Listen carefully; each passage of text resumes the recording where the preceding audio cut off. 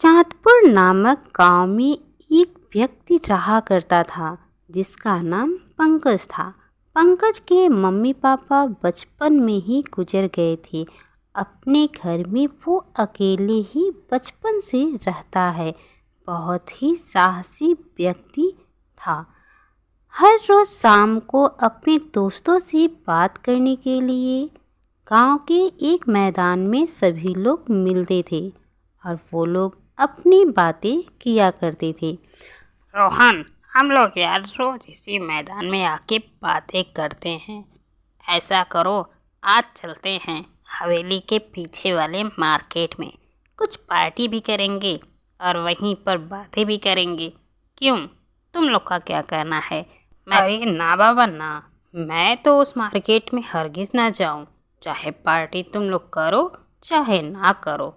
तुम्हें पता नहीं क्या पंकज, उस हवेली के सामने से ही उस मार्केट का रास्ता है और हवेली में तो बहुत बड़ी चुड़ैल रहती है।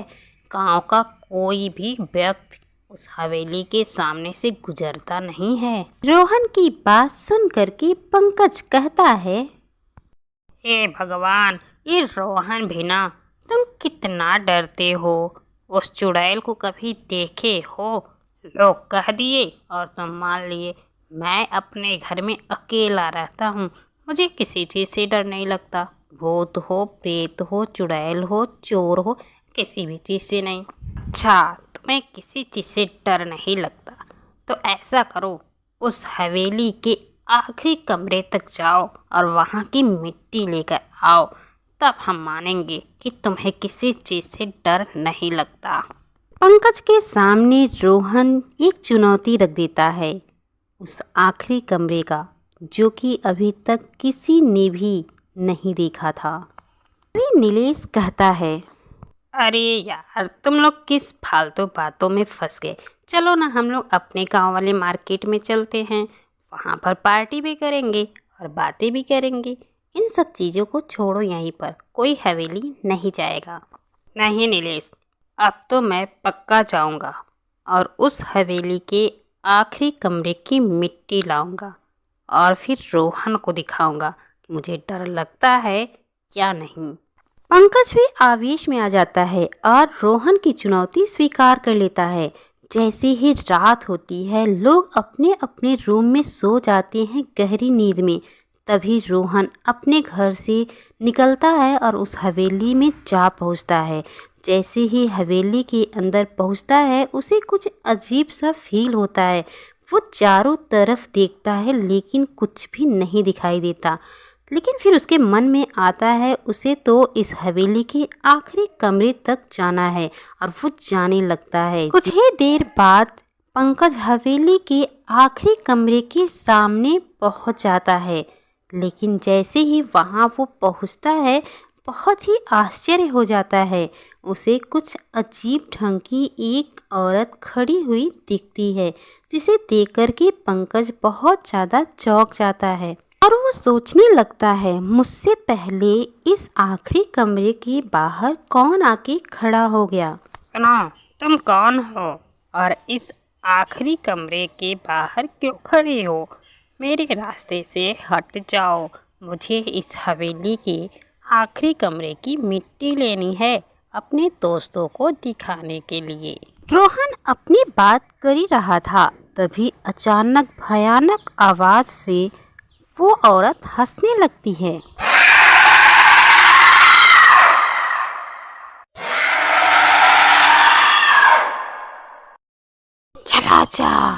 चलो जा यहाँ से। हा हा हा हा हा हा हा। इस हवेली के आखिरी कमरे तक तो कोई नहीं पहुँच सकता।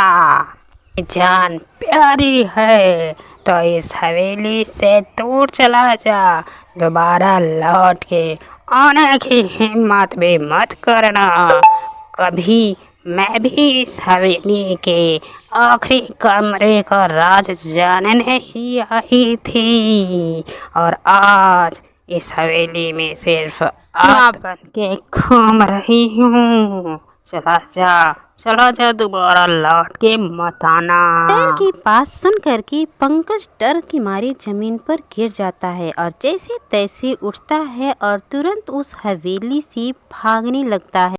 पंकज हवेली में जैसे ही नीचे आता है अपनी रफ्तार तेज कर लेता है, लेकिन पंकज के पीछे चुड़ैल भी तलवार लेकर आती है। पंकज को कुछ आहट लगता है, पीछे देखता है तो चुड़ैल तलवार लेके खड़ी होती है। तभी उसे दरवाजा बंद होने का आवाज आता है। वो और तेजी से दरवाजे की तरफ भागने लगता है। जैसे तैसे करके पंकज हवेली से बाहर आता है, लेकिन इतना डर जाता है कि वो अचानक सा बेहोश हो जाता है। कुछ देर बाद पंकज के दोस्त उसे उसके घर ले जाते हैं। रात बीतती है। पंकज रात वाली सारी घटना अपने दोस्तों को बताता है और कभी भी हवेली न जाने की कसम भी खाता है और अपने दोस्तों को भी बोलता है।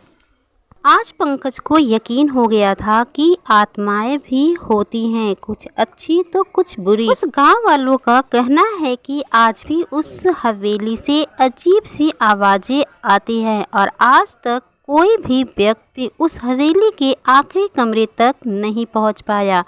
तो फ्रेंड्स, हमारी ये कहानी आपको कैसी लगी हमें